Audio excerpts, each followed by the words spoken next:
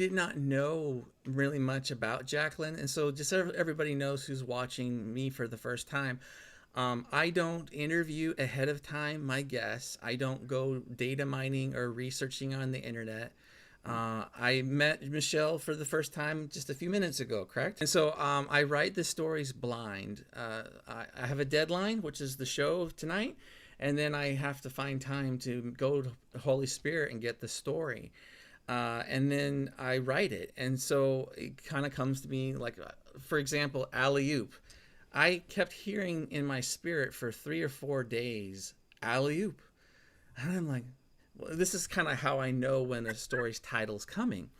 And so then, I wrote the story yesterday morning, and I woke up with a dream with just the phrase alley oop. I'm like, okay, I finally know the title. And then I know Michelle, her name, and I have the first sentence, and you'll hear that in a moment. And I just write what I see and hear, and I flow in it. And so I don't really know anything about anybody going in. I can write for someone I do know.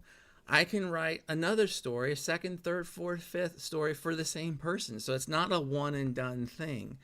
And I want to let people know that if you've already received a story, you can still do another one. It's not a deal breaker.